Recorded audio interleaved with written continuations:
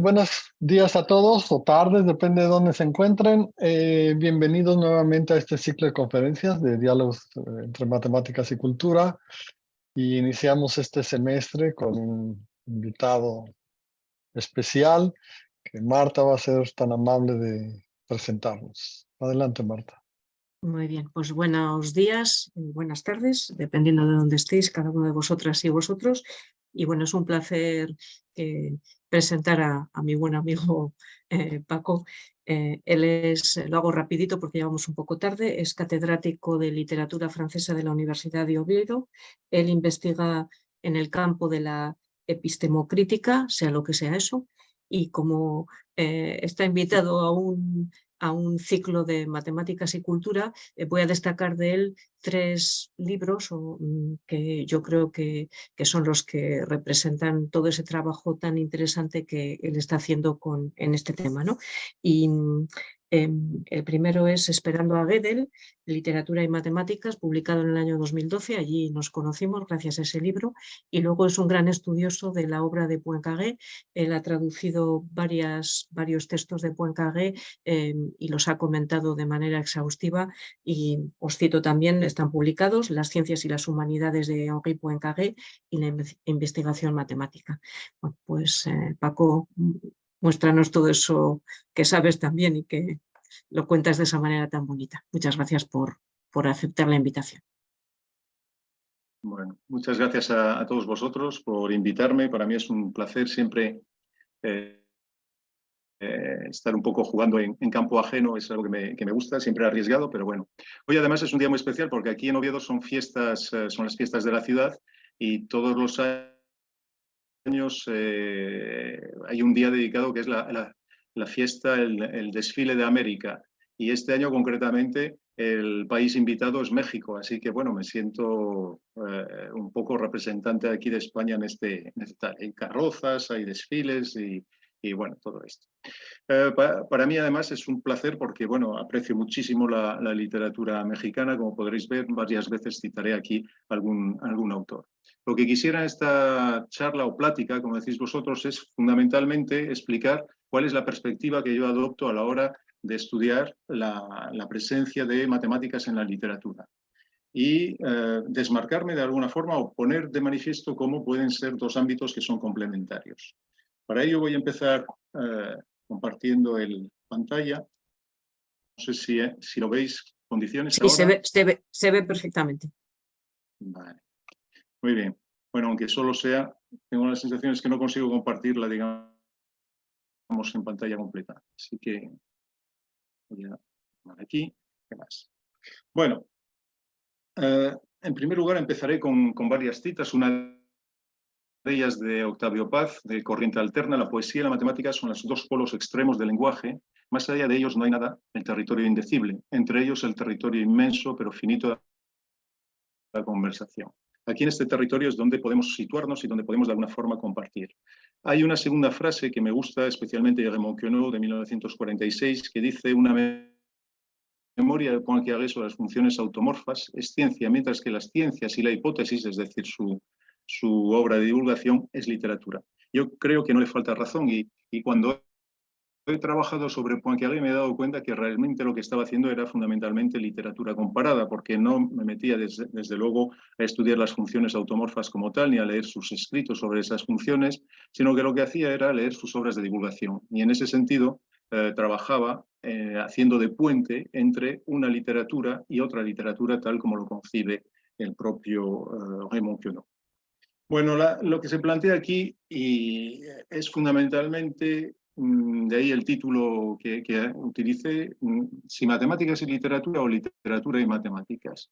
Pues en este caso, lógicamente, el orden es decisivo y lo quiero ilustrar con precisamente dos obras, una la mía, la que escribí en 2012, y la otra, la de mi buena amiga Marta Macho, que se titula justamente a la inversa. Bueno, al menos en mi caso era el subtítulo. ¿Por qué? Pues porque yo creo que es fundamental el orden en el que aparecen, porque en el libro de Marta se trata precisamente de ver la presencia de las matemáticas en la literatura y de estudiar precisamente, abordar en qué medida esos aspectos matemáticos son precisos, son justos y hasta qué punto pueden iluminarnos y ayudarnos a entender un poco mejor la obra, pero desde una perspectiva que es propiamente matemática. La mía es más bien la de un especialista en literatura comparada que trata de ver de alguna forma cuál es la repercusión que tienen esos elementos matemáticos, bien sean estructuras, bien sean funciones, bien sean números, lo que sea, dentro de una obra o simplemente una alusión a geometrías no euclidianas o lo que sea. En ese sentido, me acerco a lo que se llama, a una corriente que se llama epistemocrítica. Es una corriente que nació en Canadá de la mano de Michel Piersens, y este libro, Savoir à l'œuvre, es un libro fundador. Se publicó en 1990 y yo andaba por esos años buscando, tratando de ver alguna forma de poder abordar los elementos que yo detectaba del mundo de la ciencia en general en obras literarias, bien de biología, bien de antropología, bien de matemáticas. Y la verdad es que en España no encontraba gran cosa, y en un congreso al que fui de Lille caí precisamente sobre esta obra y para mí fue una revelación. Posteriormente tuve la suerte de conocer a Michel Piersens y más concretamente a Laurence d'Angaïda, que es su discípula y que hoy en día pues, se puede decir que en Francia es la que, digamos, preside de alguna forma los distintos estudios que se están haciendo. Muy recientemente ha escrito un libro extraordinario que se titula El arte del diagrama. Es una suma sobre la utilización del diagrama en ciencias, literatura y en artes. Esta es la perspectiva que yo adopto. Epistemocrítica, ¿qué significa? Pues fundamentalmente es un tipo de crítica literaria que se interesa por la episteme, que se interesa por los saberes, por cómo esos saberes quedan, digamos, integrados, inscritos dentro de la obra y cuáles son los condicionamientos que eso provoca en la obra. ¿Por qué abordar esto desde esa perspectiva? Pues porque yo a lo largo del tiempo me fui dando cuenta que había muchas alusiones a matemáticas que eran sistemáticamente ignoradas. Es cierto que se ha estudiado la biología, por ejemplo, la teoría de la evolución en la literatura decimonónica, tantos elementos que tienen que ver con la biología que pues, parecían obvios, dado que había una fuerte impronta de estas distintas teorías biológicas sobre la literatura de época. Pero, curiosamente, las matemáticas durante mucho tiempo se dejaron de lado y por parte de las humanidades todavía a día de hoy es algo que queda bastante al margen. Colegas míos, cuando se enteran que pues voy a un coloquio sobre estas cuestiones o que he publicado un libro sobre matemáticas y literatura, se quedan perplejos y me preguntan a ver qué se me ha perdido a mí en ese terreno. Yo creo que hay determinadas obras, y muchas de ellas grandes obras, monumentos literarios, que son comprensibles, lógicamente, sin haber abordado los temas matemáticos, pero sin tenerlos en cuenta se pierde una parte muy importante de los juegos semióticos que aparecen dentro de la obra. He tratado de hacer estos últimos tiempos una especie de clasificación de la presencia de las matemáticas en las distintas ficciones matemáticas y quiero compartirla con vosotros y como un poco como Marta también soy muy dado a recomendar libros y demás, pues trataré de compartir con vosotros algunos. No voy a repasar la lista completa de los libros que he puesto aquí, pero sí señalar algunos que me parecen especialmente interesantes.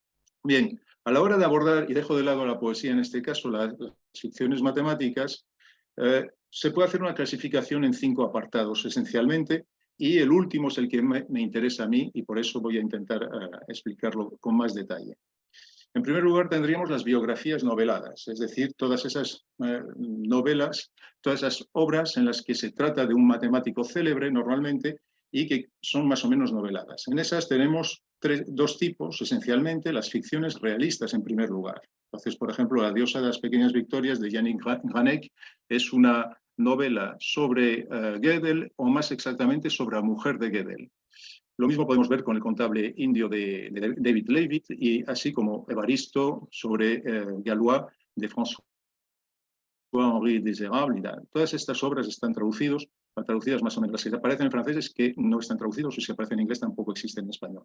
Bien, en estos casos lo que tenemos aquí es una novela de alguna forma que nos está contando con mecanismos ficticios propios de la narrativa la vida más o menos ejemplar de matemáticos especialmente célebres. Un segundo tipo son los ensayos ficcionales, es decir, un tipo de literatura en la que se retoman elementos matemáticos, pero de alguna forma un lenguaje que es propio de la ficción, pero que a la vez está muy próximo del ensayo. Aquí hay 3 ejemplos que me parecen de gran interés. Uno de ellos, Un verdor terrible, de Benjamin Labatut. Concretamente hay un capítulo que me parece muy bueno sobre Grothendieck. Y también Jacques Roubaud, aquí en este caso en Matemática, hace una autobiografía. Y luego un libro extraordinario que no ha sido traducido al español, que es La ecuación de Kolmogorov, de Marc Petit, sobre Wolfgang Döblin y Alfred Döblin, su padre. Y aquí es especialmente interesante porque en un caso tenemos un matemático de gran nivel junto con un escritor especialmente prestigioso como Döblin, que es su padre. Y se trata de ver las relaciones y las posibles interferencias que existen entre la investigación y la escritura de padre e hijo. Un segundo grupo en estas clasificaciones sería el retrato del matemático o matemática imaginarios. Y aquí pues tenemos muchas novelas donde aparece un matemático o matemática retratado de una forma totalmente novelada. No se corresponde a ningún matemático existente, aunque sí se entrecruzan muchas veces con matemáticos que han existido. Yo aquí destacaría 2 libros por ser los más recientes que me han parecido extraordinarios, por razones muy distintas. Uno, La hija perfecta, de Nathalie Azoulay, que espero que se traduzca dentro de algún tiempo, donde recrea precisamente la historia de 2 amigas que entre ambas constituyen como la hija perfecta. Una matemática de investigación y la otra una escritora, una novelista. Y 2 novelas de Cormac McCarthy, que se han editado hace muy poco en español, El pasajero y Stella Maris, dedicadas a 2 hermanos, en el primer caso el pasajero a un físico y en el segundo caso a Stella Maris, dedicado a su hermana, una matemática. Y en este caso es un diálogo que me parece absolutamente genial entre un psiquiatra y una matemática al borde del suicidio, donde va desbrozando de alguna forma buena parte de la historia de la matemática contemporánea. Tenemos después un tercer tipo, que son las novelas didácticas. En este caso, pues novelas que están concebidas fundamentalmente para utilizar la ficción y de esta forma divulgar ideas matemáticas a un público más o menos joven. Aquí destacaría Sofía en el país del infinito, de Gabriela Frías, que como está aquí entre nosotros y además tuve el placer de conocerla y tener amistad con ella desde que nos encontramos en San Sebastián. Clásicos, lógicamente, aquí el teorema del oro, el diablo de los números, etcétera, etcétera. Un cuarto tipo serían los teoremas legendarios, es decir, novelas más o menos de intrigas que están concebidas en torno o cuya clave tiene que ver con alguno de los teoremas o fórmulas particularmente célebres de la historia de las matemáticas recientes. Aquí tenéis pues, desde Playa de Brazzaville hasta el tío Petros o incluso algún cómic como La conjetura de Poincaré y Logicomics.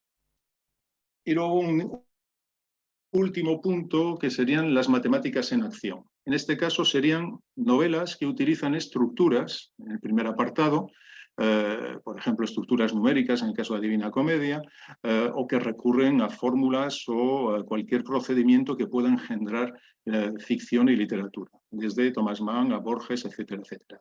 Estos son los casos normalmente más célebres. Destaco, en último lugar, la novela maravillosa de Colum McCann, por si no lo habéis leído, Apeirógonon, que es una novela además pacifista sobre el problema de Palestina e Israel, que me pareció sublime realmente. Los elementos matemáticos son muy pocos, más allá del título, pero sí aparecen de una forma, digamos, regular en la obra. Un segundo subgrupo son las alusiones y analogías, serias o burlescas, ¿no? Entonces, estas se puede decir que aparecen prácticamente en toda la literatura. Las tenemos desde en Tiempos difíciles, de Dickens, donde ahí hay una presencia importante, pero incluso en El Principito o en Las partículas elementales. Por eso he añadido ahí simplemente un etcétera, etcétera. Y llegamos al último punto, al que he llamado anamorfosis. Y aquí tenemos la presencia de las matemáticas con una función completamente distinta a la que hemos visto anteriormente, y es la que me interesa a mí particularmente. A ella he dedicado pues, el libro que escribí y buena parte de investigación que he hecho desde entonces. Trataré de explicar aquí precisamente qué consiste esta idea de la anamorfosis que quiero compartir con vosotros. Un caso, por ejemplo, es el de Emmanuel Carrère, donde en El adversario cuenta la historia de un asesino de su familia Y en el último párrafo hace una breve alusión al teorema de Gödel, uno de los teoremas de Gödel. Y esto desencadena una lectura completamente diferente de todo el relato que hemos leído hasta ese momento. A eso me refiero con las anamorfosis. Bien, a la hora de preparar un poco esta exposición, leí por casualidad un texto de Roland Barthes que había leído hacía mucho tiempo, que se titula Elecciones, la lección inaugural que él impartió en su entrada en el Colegio de Francia, Collège de France. Y resulta que esto lo había leído hacía mucho tiempo y son de esas lecturas que uno olvida, no las recuerda después, y cuando las vuelve a leer dice, pero si de alguna forma yo, todo lo que he estado haciendo se parece mucho a lo que él indica aquí. Bueno, Roland Barthes, para decirlo rápidamente, en esta lección parte de un planteamiento, y es que dice que todo lenguaje, por definición, es coercitivo. Incluso él llega a decir que todo lenguaje es fascista, en el sentido que impone al individuo una serie de elementos que hacen que tenga que someterse y que normalmente acaba uno siempre utilizando un lenguaje más o menos estereotipado por la propia estructura del lenguaje. Existen, sin embargo, un elemento que nos permite salir precisamente de esa coerción del lenguaje, y esa es la literatura, según Roland Barthes. Y la literatura tiene tres fuerzas de libertad que son las que permite precisamente liberarse de los límites o de las fuerzas del lenguaje, de la lengua en general. Y para ello utiliza tres términos que son mátesis, mimesis y semiosis de origen griego. Pues bien, la mátesis, para él, todas las ciencias están presentes en el monumento literario, según nos dice. Sin embargo, en verdad enciclopédica, a este respecto, la literatura hace girar los saberes, no fija ni fetichiza ninguno. Les otorga un lugar indirecto y este indirecto es muy valioso. En este indirecto, que es muy valioso, es donde yo me sitúo precisamente. Mostrar cómo la presencia, cuando la literatura contiene elementos matemáticos, lo contiene de una forma oblicua, podríamos decir, al sesgo. Y esa mirada es la que nos va a permitir precisamente hacer que la literatura se evada de una perspectiva, digamos, perpendicular y realista, como podríamos ver. La literatura trabaja, añade él, en los intersticios de la ciencia. Siempre está atrasada o adelantada con respecto a ella, semejante a la piedra de Bolonia que irradia por la noche lo que ha almacenado durante el día y mediante este fulgor indirecto ilumina el nuevo día que llega. Esto fue, de alguna forma, el propósito que yo me había no marcado, sino que fui descubriendo a medida que escribía esperando a Gödel, porque me daba cuenta que de alguna forma las matemáticas iban poco a poco alcanzando, digamos, una reflexión y una duda acerca de la verdad que la literatura llevaba ya mucho tiempo de alguna forma expresando. Y me parecía interesante ver cómo poco a poco el teorema de Gödel era cada vez más atrayente para los propios escritores y se iba insertando de alguna forma en la literatura. Es este atraso de la literatura con respecto a la ciencia o ese adelanto del que habla Roland Barthes que me interesa particularmente. A esto le llamado anamorfosis, y para ello voy a ilustrarlo muy rápidamente con el célebre cuadro Los embajadores de Holbein, un cuadro manierista. Bien, sabido es que este cuadro, que está en el museo, en el National Gallery de Londres, representa de una forma especialmente, de una forma podríamos decir hiperrealista, a dos embajadores franceses que acuden a Londres con una misión. Hasta ahí pues están apoyados en un mueble con una serie de objetos y todo es natural y perfectamente pintado, a excepción de un objeto flotante no identificado que aparece entre ellos. Bien, sabemos que existe además a la izquierda del cuadro, detrás de la cortina, un crucifijo. Si trazamos precisamente la relación entre el crucifijo y ese objeto flotante no identificado, nos damos cuenta que el cuadro nos está invitando a aplicar una lectura, una visión que no es frontal, que no es perpendicular, sino que es oblicua, al sesgo, por así decirlo. Bueno, es uno de los casos más célebres de anamorfosis, lógicamente, y cuando miramos este cuadro desde uno de los extremos, tanto de uno como de otro, lo que aparece es una calavera. Es decir, que el objeto flotante no identificado se convierte en una calavera y, por lo tanto, un memento mori, es decir, una naturaleza muerta que nos está advirtiendo que todos acabaremos con este mismo rostro que aparece aquí.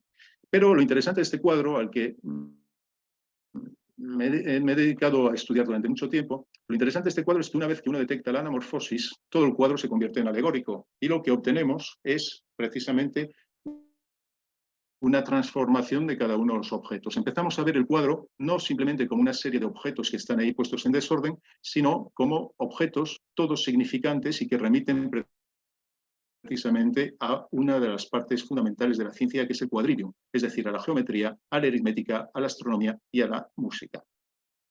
A esto me refiero cuando digo que me interesa la presencia de las matemáticas en las obras literarias en tanto que anamorfosis. Cuando nos encontramos con un elemento matemático que normalmente no cuadra con el resto de la novela, ese elemento nos está interpelando de alguna forma. Es como ese objeto flotante no identificado al que tenemos que mirar de otra forma para poder entender su inscripción dentro de la novela. Y una vez que detectamos esto, la novela se transforma. Renunciar, por lo tanto, a mirar los elementos matemáticos y su relación con el resto de la obra supone un sacrificio del sentido. Nos perdemos buena parte de la semiosis que aparece en el propio texto.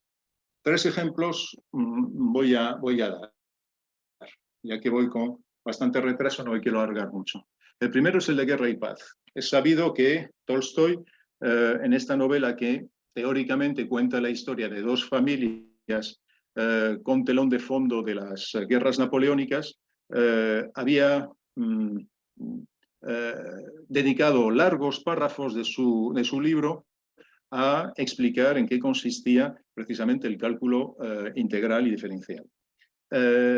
Esto causó bastante estupor a sus amigos y a sus lectores. De hecho, Turgeniev le dijo que aquello era una aberración y que no pintaba absolutamente nada dentro de la novela, que lo mejor que podía hacer era quitarlo. Así que en la segunda edición, Tolstói decidió suprimir todos los pasajes que aparecían acerca de los infinitesimales, como él aquí los nombraba. ¿Qué sucedió? Pues que cuando volvió a leer la novela, se encontró que su novela se había vuelto ilegible, porque esas partes que estaban dedicadas a la matemática no eran una parte, digamos, casual, o una parte redundante, o una parte decorativa o curiosa de su obra, sino que era precisamente la columna vertebral del conjunto de Guerra y Paz. Porque su objetivo no era otro que buscar, de alguna forma, una manera de entender la evolución, la transformación de la propia historia. Y como puede verse en esta cita, que no voy a leer, pero fundamentalmente lo que quería es que de la misma forma que el cálculo sirve para poder calcular el movimiento de un cuerpo en el espacio, en el cielo, sería posible calcular el movimiento continuo de la historia basándose precisamente en este cálculo. Lógicamente, esta idea era completamente errónea, no voy a entrar en esto, y menos con matemáticos, pero era fundamental para entender que lo que él estaba tratando de hacer era precisamente una novela continua, una novela que no paraba, que era como un gran río que se iba desplazando y tratando de convertir ya no a Napoleón en un personaje central, sino un personaje más dentro de la masa de individuos que estaban moviendo la historia. Una segunda obra, y ya que tenemos estos conflictos con Rusia y concretamente con Putin, pues me gusta poner 2 ejemplos rusos. El segundo son los hermanos Karamazov. En uno de los diálogos prácticamente al final de la extraordinaria novela de Dostoyevsky, tenemos a Iván que le explica su teoría de Dios a su hermano Alyosha. Y, curiosamente, de repente empieza a hablar de geometrías no euclidianas. Le dice que efectivamente existe, él está convencido de ser un ser euclidiano y no es capaz de pensar de otra forma. Y se atreven algunos a pensar en 2 líneas paralelas que, según Euclides, no pueden encontrarse nunca en la Tierra, acaso lleguen a juntarse en algún punto de la infinitud. Bueno, a esta referencia he dedicado en el libro un largo capítulo porque me parece absolutamente fundamental. Esto es literalmente un objeto anamórfico dentro de la novela de Dostoyevsky, porque no cuadra con nada de lo que había sucedido antes. No viene a santo, como se suele decir, de nada hablar de matemáticas en este punto y mucho menos de las geometrías euclidianas. Es cierto que en ese momento empiezan a ser populares, pero podría haber utilizado cualquier otro ejemplo. Cuando uno se para a pensar cuál es la función que desempeña esta alusión matemática a las geometrías no euclidianas, uno se da cuenta que tiene mucho que ver con la propia trama de la novela. Porque cuando uno termina de leer los hermanos Karamazov, que es una novela de asesinato y por lo tanto una novela detective, a su modo, lógicamente, uno no acaba de saber quién ha matado al padre de los hermanos Karamazov. Hasta tal punto que los lectores de la época le escribían a Dostoyevsky para preguntarle quién era el asesino verdaderamente. Ahora bien, al leer con atención uno se da cuenta que existen varias posibilidades que son simultáneas y paralelas. De alguna forma, Dostoyevsky está utilizando precisamente las distintas geometrías, la posibilidad de que no exista únicamente una geometría euclidiana, sino que pueda haber varias, como metáfora de la propia estructura de la novela en la que aparece. Existen varias formas de leer la novela que son simultáneas y todas igualmente válidas. Y al lector es a quien corresponde precisamente elegir la que resulta más conveniente, como decía Juan Chiagué a propósito de la geometría euclidiana, que es la nuestra. Último ejemplo, digamos más o menos contemporáneo. Durante mucho tiempo, En busca del tiempo perdido, Marcel Proust fue una obra que era fundamentalmente una obra de artista, es decir, donde un escritor contaba de una forma casi podríamos decir autobiográfica, pero en realidad es un personaje, contaba cómo el narrador buscaba durante toda su vida la intuición que le diera la posibilidad de convertirse en un gran escritor. En vano, hasta que lo logra al final. Por lo tanto, es una novela de aprendizaje de la escritura. Pero, por lo tanto, muy poca gente reparó en la ciencia y, sin embargo, prácticamente cada 12 páginas de En busca del tiempo perdido hay una alusión científica, fundamentalmente a elementos biológicos, pero también físicos. Hay muchísimas alusiones a la teoría de la gravitación y demás, pero también hay una, al menos, de matemáticas. Y esta alusión es particularmente extraña, porque dice uno de los personajes, le dice a su amigo que se acuerde de que la realidad no se conforma a esto, aproximadamente, pero recuerda al gran matemático Poincaré, no es seguro que las matemáticas sean rigurosamente exactas. Frase contundente, dado que en este momento plantearse que las matemáticas no fueran exactas era prácticamente lanzar una bomba. Sin embargo, poca gente ha reparado en esta frase que, sin embargo, es crucial. Más allá de Queneau, que ya lo señaló en los años 50, que le llamó la atención la frase, pocos más.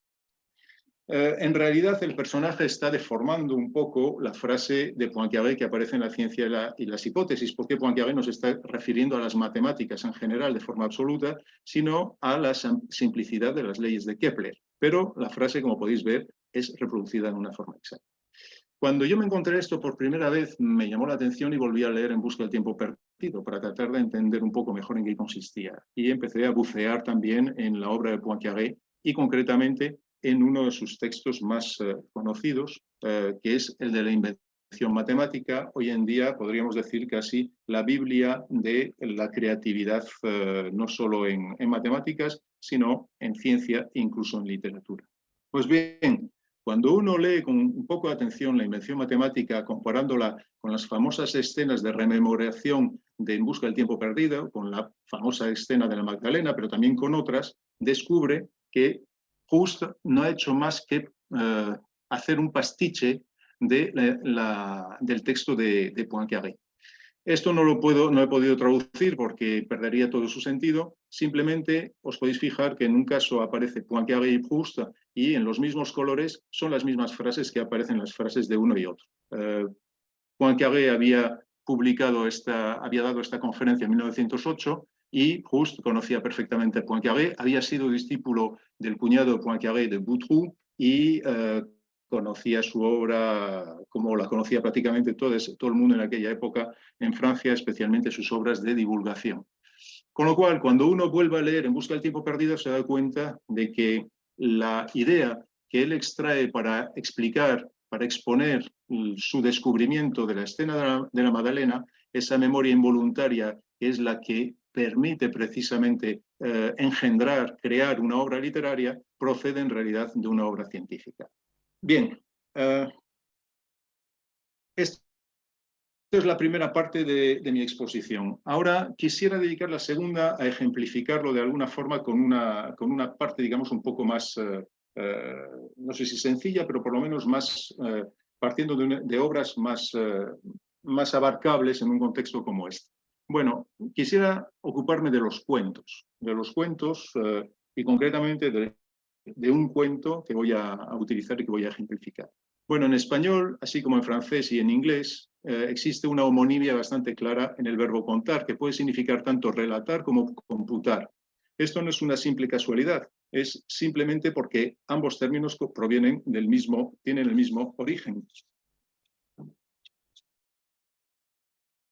Dice Enrique Anderson Imbert, etimológicamente cuento deriva de contar, forma esta de computare, contar con sentido numérico, calcular.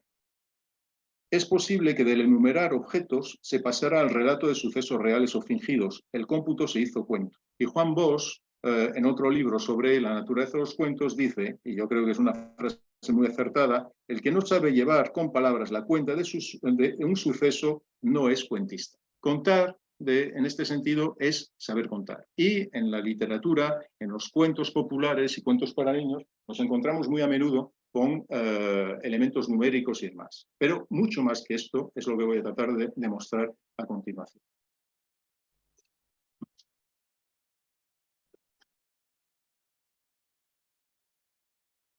Si cogemos un cuento como el de Pulgarcito y leemos tal como aparece, busqué una versión cualquiera en internet, veremos que el principio Pulgarcito es este. Había una vez unos leñadores muy pobres que tenían 7 hijos, todos ellos varones. El más joven de todos, que era también el más astuto, nació muy pequeño, del tamaño de un pulgar, y por eso todos le llamaban Pulgarcito.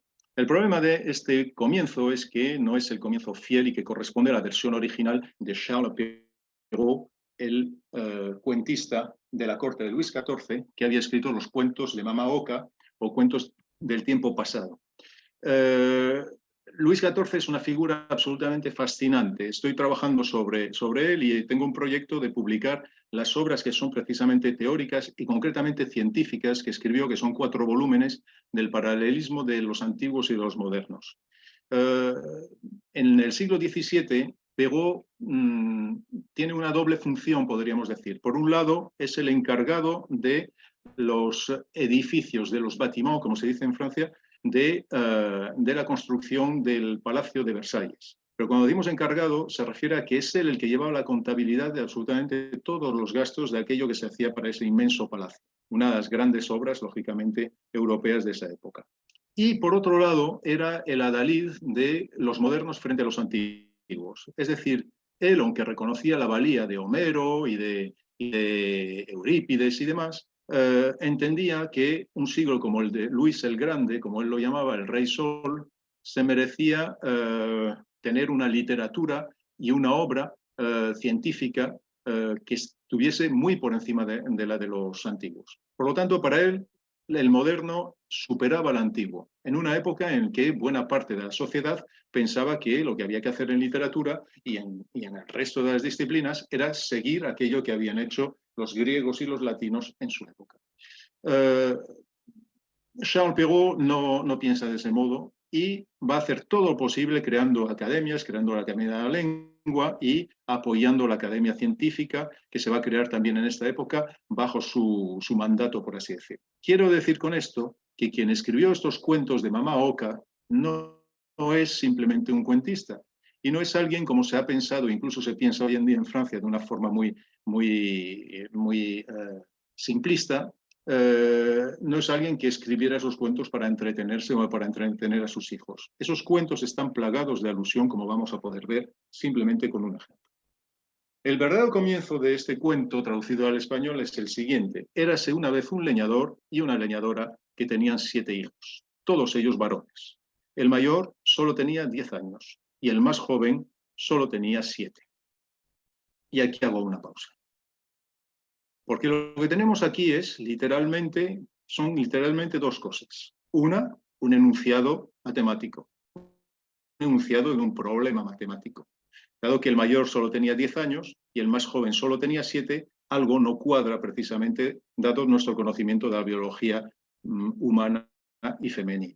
Y en segundo lugar, esta anomalía es simplemente, en este cuento, una anamorfosis tal como yo la entiendo. Es decir, desde la primera línea nos está invitando Charles Perrault a mirar el cuento con otros ojos completamente distintos. Y estos ojos son eminentemente matemáticos. El cuento que tenemos aquí delante es un cuento de matemáticas, con matemáticas y sobre matemáticas. Lo que sucede es que normalmente no lo leemos, ni siquiera nos detenemos a leerlo de esta forma. Aquí lo he parado, pero claro, esta frase, érase una vez un leñador y una leñadora que tenían 7 hijos, todos ellos varones, el mayor solo tenía 10 años y el más joven solo tenía 7. Si continuamos, tenemos la explicación. Resultará extraño que el leñador haya tenido tantos hijos en tan poco tiempo, pero es que su mujer era rápida en la tarea y no hacía menos de 2 a la vez. Aquí ya estamos directamente en un problema matemático. Y es más, me extraña que esto no se utilice mucho más en los colegios para poder introducir a los niños en cuestiones de combinatoria y demás, porque realmente hay un ejemplo muy claro y muy divertido que muy probablemente en la época ya se utilizaba con esta finalidad. ¿Qué tenemos entonces aquí? Pues lo que tenemos son distintas posibles combinaciones. Dado que la madre no hacía menos de 2 a la vez, hacía 2 más 2 o más 3. 2 más 3 más 2. 3 más 2 más 2. 3 más 4. 4 más 3, pobre. 2 más 5, pobre. 5 más 2. Érase, por lo tanto, no una vez, sino 2, 3, 4, 5, 6, 7 veces. Como se dice en francés con un juego de palabras, 7 fois, il était 7 fois. Es decir, lo mismo. 7 como el número de hermanos, desde Pierrot, el mayor, a Pulgarcito, el más pequeño. Bien contado está esto. Utilizamos este ejemplo. Mi compañero y amigo Luis Rodríguez Muñiz, que es catedrático de Didáctica de Matemática en la Universidad de Oviedo y presidente de la Comisión de Educación de la Real Sociedad Matemática Española, nos invitaron a dar una charla conjunta sobre matemáticas y literatura en la que abordáramos cada uno desde un enfoque distinto. Y preparando precisamente esto, yo le propuse que utilizásemos a Charles Perrault como ejemplo. Y él me hizo ver que no solo la cosa se quedaba donde yo lo había detenido, como profesor de letras que soy, sino que dado que ningún niño puede nacer solo, si ahora tenemos en cuenta los años, esto nos da 10 posibles combinaciones. Y estas son las que aparecen. Bien, aquí entra el matemático. Y aquí es donde se puede ver la perspectiva totalmente distinta que adopta alguien que es especialista en matemáticas y alguien que es especialista en literatura. Y eso es lo que quisiera mostrar aquí. Voy a seguir citando el PowerPoint que él siguió preparando para esto. Contamos los años en números enteros, se pregunta. 10 años y 11 meses. ¿Son 10 u 11 años? En notación decimal nos daría 10,916. Como 10 meses son 0,83 años, pongamos incluso 0,9. Podría haber 2 hijos de 10,9, otros 2 de 7 años y todas las posibilidades que entran con de 0 a 9 años de diferencia. Pero no se detiene ahí Luis. Pero los embarazos se cuentan en meses o en semanas. Si contamos el embarazo en 40 semanas, aún nos salen muchas más posibilidades, ya que un año tiene 52 semanas, por lo que podemos usar fracciones de algo de más de 3/4 de año.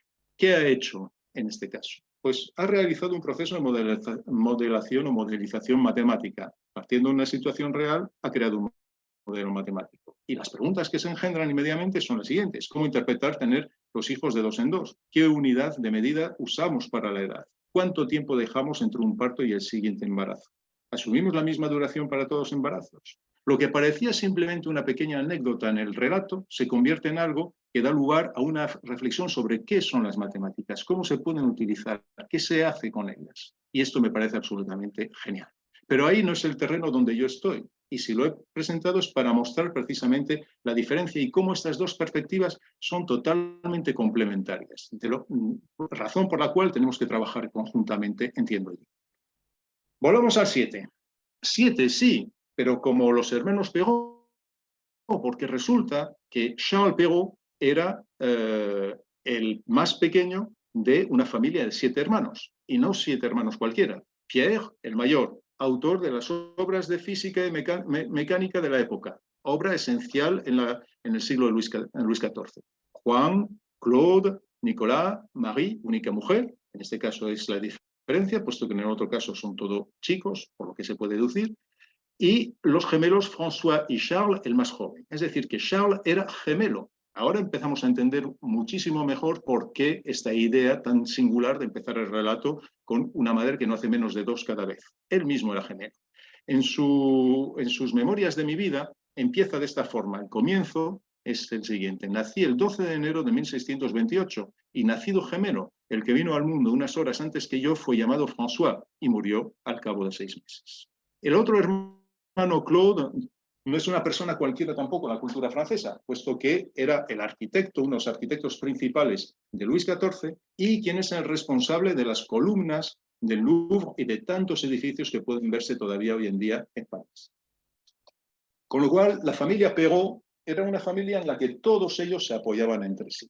Por lo tanto, el número 7 es un número sobredeterminado y no solo por ser un número mágico, como se suele decir cuando se ve que aparece en el cuento 7 cabritillos, etcétera, etcétera. Aquí, el número mágico, como moderno que es utilizado con fines matemáticos de alguna forma y también literarios. 7 como las botas de 7 leguas. Fue Perrault quien puso de moda la expresión gracias a sus cuentos. En el siglo XVII, las botas de 7 leguas, como se puede ver aquí, son botas rígidas y reforzadas de hierro que utilizaban los cocheros. Y se llamaban así botas de 7 leguas porque era la distancia que podía hacer un coche de una posta a otra desde la época de Luis XI, de tal forma que los albergues se situaban precisamente a esa distancia. Con lo cual esas botas mágicas en realidad remitían a una medida muy conocida en la época, que era la distancia de un punto a otro para que los caballos pudiesen descansar y los viajeros también pudieran hacer. Recordemos que estas botas de 7 leguas son las botas que Pulgarcito le va a robar al ogro y con las cuales va a vencerlo. Pero el 7 también como las hijas del ogro y su mujer.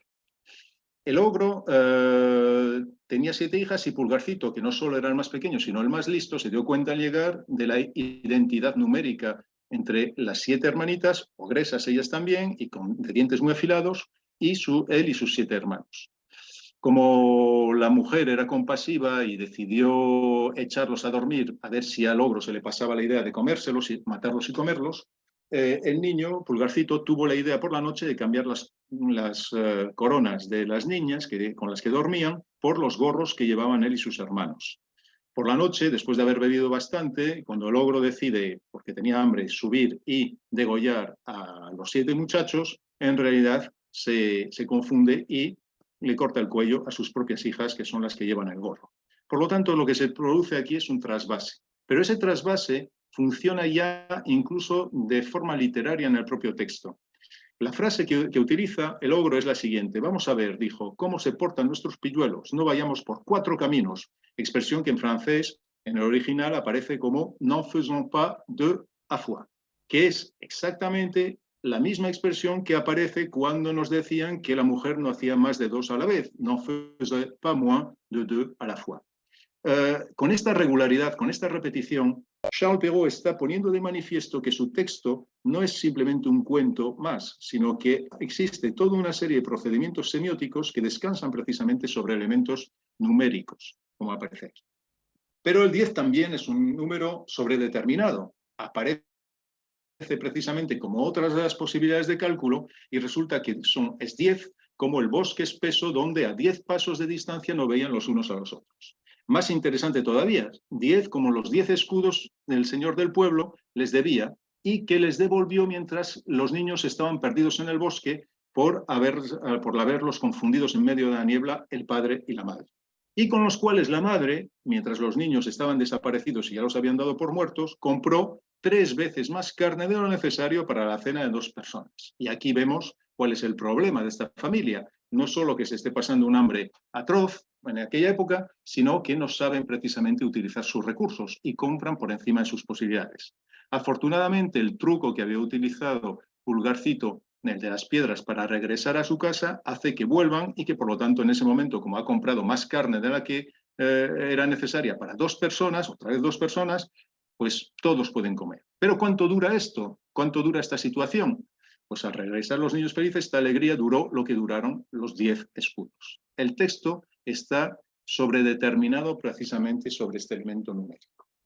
Pero aquí hay mucho más que esto, porque si reparamos realmente en cómo está construida la historia y el nombre incluso de los personajes, vemos que aparece otro elemento singular.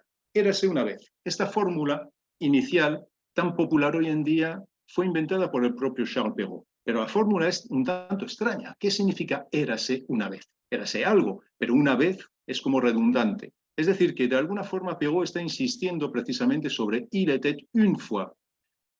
Era muy pequeño y cuando vino al mundo apenas era más grande que un pulgar, lo que hizo que le llamaran Pulgarcito. Y aquí tenemos un elemento clave. El nombre del personaje viene determinado por su tamaño, es decir, no es más grande que un pulgar. Ahora bien, ¿con qué se empieza a contar cuando uno es niño? Ya que este es un relato teóricamente para los niños. Se empieza a contar, al menos en la cultura francesa, dado que no todas las culturas, como bien saben, cuentan de la misma forma con los dedos. En francés se empieza a contar con el pulgar, se abre el índice y así seguido hasta 5. ¿Cuál es el recurso que después utiliza Pulgarcito para poder regresar a casa cuando está oyendo precisamente que los padres se van a deshacer de ellos? Pues el siguiente recurso es la siguiente fase en la historia del cálculo numérico, utilizar piedrecitas. Y va a sembrar piedras que le van a permitir regresar por el mismo camino. De alguna forma, la historia de Pulgarcito nos está dando una lección histórica de las matemáticas, de cómo son las matemáticas y cómo se calculan las matemáticas, de sus orígenes hasta nuestros días. Pulgarcito es el emblema, podríamos decir, de las matemáticas. Más que esto, hay aquí toda una cuestión que tiene que ver con las medidas. Ya hablé hace un momento de las botas de 7 leguas que marcan precisamente una distancia aproximadamente lo que serían hoy en día 28 kilómetros. Es decir, la distancia que se marca entre que puede recorrer un coche de una posta a otra posta. Bien, en este texto, el ogro, que se encontraba muy cansado por el camino, que había hecho inútilmente porque las botas de 7 leguas fatigaban mucho a su dueño, quiso descansar y casualmente fue a sentarse en la roca donde los chiquillos se habían escondido. Habiéndose acercado Pulgarcito, en francés le petit poucet, al ogro, le sacó suavemente sus botas y se las puso en el acto. Las botas eran más grandes y anchas, pero como eran mágicas, tenían el don de ampliarse y reducirse según la pierna del que las calzaba, de modo que resultaron tan justas a sus pies y a sus piernas como si hubiesen sido hechas para él. Si nos fijamos con algún detenimiento, especialmente en la lengua francesa, lo que detectamos es que aquí lo que tenemos son distintas medidas, distintas unidades de medidas. Tenemos el pie, tenemos el pulgar, en francés pouce, es decir, y las leguas. Unidades que son utilizadas hasta que un siglo más tarde, lógicamente, ya se establece el sistema métrico. Con lo cual, de algún modo, otra vez, Pulgarcito nos está remitiendo a la historia de las matemáticas y al uso de las matemáticas que se pueden hacer. Y concluimos. Termino ya con esto. Por lo tanto, hemos visto que había una sobredeterminación de determinados números, el 7, el 10 y demás, que constituyen dentro del relato un eje fundamental. No solo eso, sino también el 2. Y aquí se produce un hecho un tanto singular, porque frente al resto de los cuentos de Charles Perrault, este cuento no tiene un único final, sino que tiene 2 finales felices. En el primer final es un tanto inverosímil, pero bueno, como nos encontramos en el mundo del reino de las hadas, podemos entenderlo. Pulgarcito, que ha robado mientras dormía al ogro las botas de 7 leguas, decide regresar a casa de la mujer y decirle que unos ladrones han secuestrado al ogro y que están pidiendo un rescate. Por lo tanto, ella le tiene que entregar todo el oro y toda la plata que tiene escondida. La mujer, aunque ogresa ella misma, pero amante de su marido, que a fin de cuentas con ella no era tan malo, dice el texto, decide darle a Pulgarcito todo el dinero que tiene, todo el oro y toda la plata, y Pulgarcito regresa a su casa, donde fue feliz con sus hermanos y sus padres para siempre. Pero el narrador en este momento introduce una segunda versión y dice que hay gente del pueblo que dice que no fue así, porque en este caso Pulgarcito habría quedado además como un ladrón, sino que sucedió otra cosa, y es que el rey, y aquí abandonamos por completo la versión fantástica para meternos en un universo que es totalmente realista y que es el propio de la corte de Luis XIV. Resulta que el rey estaba librando una batalla a 200 kilómetros de la corte y le llegaban muy mal esas informaciones, con lo cual necesitaba correos que le permitieran tener esa información. Así que Pulgarcito, valiente y astuto como él solo, decide acudir al rey y decirle que él mismo con las botas de 7 leguas puede encargarse de hacer esos mensajeros. Es decir, que de alguna forma se convierte en el Mercurio galante de la época. ¿Por qué? Pues tiene mucho éxito porque la información llega muy rápido. Podríamos decir que Pulgarcito con sus botas de 7 leguas es el precursor de Internet, llega a toda velocidad y le entrega al rey la información que le permite ir venciendo. Pero, astuto como es, añade igualmente una segunda función a sus botas de 7 leguas, y es que en cada uno de los viajes se encargaba de llevar las cartas de las mujeres que estaban en la corte a sus amantes que estaban en el frente. Y esto le reportaba, dice el texto, grandes beneficios. Es cierto, añadía, con cierta ironía, que las mujeres también enviaban cartas, pero eso representaba tan poco dinero que ni siquiera lo tenía en cuenta. El final de Pulgarcito es toda una lección sobre cómo se pueden utilizar las matemáticas, cómo se puede utilizar el cálculo para el propio beneficio y para medrar en la sociedad. Y al término de su relato, dice Charles Perrault que con el dinero que obtuvo de estas idas y vueltas, de esta misión de mensajero, compró funciones estatales para él y para sus hermanos, que fueron ricos para el resto de su vida. El Pulgarcito como verdadera lección acerca de las matemáticas. Concluyo. Para alguien como yo que se dedica a la literatura y a la literatura comparada, no reparar en estos elementos matemáticos supone dejar de lado, como si fuese en una zona oscura, toda una serie de lecturas de elementos que son cruciales para entender la literatura. Y concretamente, a raíz de esto, una vez que uno se informa acerca de Charles Perrault, se da cuenta que todos estos relatos son de alguna forma alegorías acerca del progreso. Pero esto no se ve si uno no quiere reparar precisamente en esa frase inicial que aparece literalmente como una anamorfosis. Muchas gracias.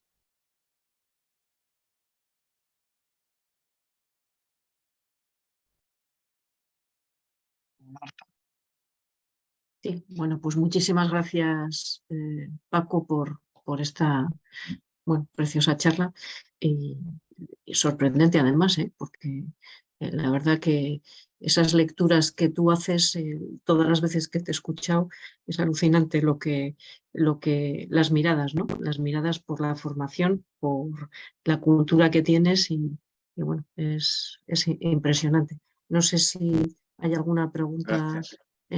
No, de verdad, muchísimas gracias a ti. No sé si hay alguna pregunta en YouTube. No. Creo que no, Entonces, no hay ninguna. muy bien. ¿Despides tú, Javier? Para dentro de 2 semanas es la siguiente charla. Creo que es de arte y sobre un artista que no recuerdo el nombre, que nos va a hablar sobre arte y matemáticas. Y bueno, pues no sé, Javier, si quieres decir algo más. Ahorita les comento sobre la próxima charla. Agradecemos a todos los que nos vieron en Facebook. Algunos de ustedes tuvieron que salir porque hubo un simulacro de sismo en el país, ¿no? Debido a los pasados sismos graves que hubo. Entonces cada 19 de septiembre se hace uno. Nuestra próxima charla es Encuentros entre Matemáticas y Arte Contemporánea y va a ser por Julia Carrillo Martínez de la Escalera el 3 de octubre y los esperamos a todos en esta conferencia. Agradecemos a todos los de Facebook, nos despedimos de ustedes. Muchísimas gracias.